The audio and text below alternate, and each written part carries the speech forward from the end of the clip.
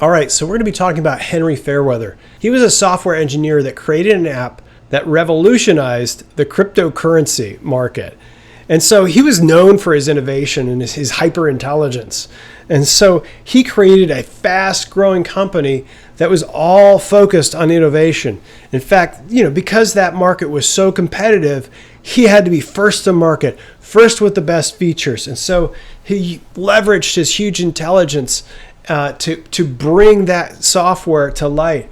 So what he was able to do was to bring together a team of people that was working frantically and energetically to create this thing, this new software giant that was growing. It had offices all across the United States, and it was growing at a record rate. The problem was he was focused on innovation. That was what his top value was, and he kept telling people to innovate first. Be first to the line, be first to the line. We have to get there fast. And while he reached that, he was unable to communicate harmony to these people. And you think, why doesn't he need harmony? Well, harmony is significant. He was great at marketing. He was great at innovation. He was great at software creation, but people didn't know their roles. And so the company was fraught with infighting because people were trying to fight for his attention, trying to fight for who had authority over what part of the project. He didn't think he needed any of that. So he never clarified any of that. So there was a lot of disorder within this organization. And you think, well, isn't that just management skill? But it's also a value. When people feel valued, when everyone knows their place within the organization, there's clarity. That will create harmony. The other thing that he did is he thought he was the most brilliant person. Maybe he was one of the most brilliant people, but he never realized that he needed the skills and talents of the other personalities that were on his team. He would often be heard saying, like, I'll just do this myself. Nobody else can do this like I can.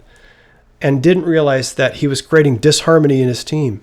So what did end up happening is people ended up leaving the organization in droves. In fact, there was another startup that happened in Boston, and soon that crypto app was outpacing his. In fact, most of his people left for that organization because that organization had a better culture. It was able to manage things well, and he ended up, in the end, he ended up being a minor player in the cryptocurrency market. Let's review this. So what if we were to take this and refocus it with a VP culture focus? And so instead of having the hyper focused on innovation, he was focused on valuing people. He was focused on creating an app for his community that would create great value in the cryptocurrency market. And he was focused on creating great value for each and every employee. He wanted to teach them the skills, the life things that they needed to learn. He wanted to set them free and value each person within his organization.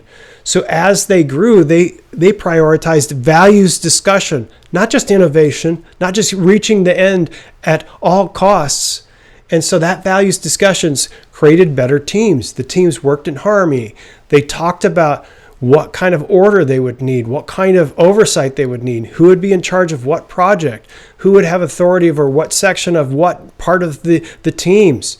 And they had team leaders and team structures, and they spent time because they knew that would create harmony within their organization. It would stop the infighting within organizations and startups that often happen when that is not prioritized.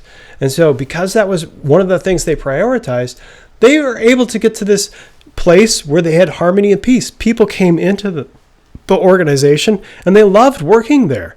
There was another startup in Boston, but nobody wanted to leave this organization to go and work for that other one because they valued the culture. They valued the teams. They valued the interactions that they were having in this culture, and it made all the difference. And that's what can happen when you focus your teams on valuing people first, and the value verse is created within your organization to create a great culture. So they were able to have both innovation and valuing people within their organization because they had a balanced view of their values. They didn't have distorted values, and they didn't ignore values. They encompassed all of them. And so that they were able to be successful and create a VP culture that went on to be far more successful than their competitors.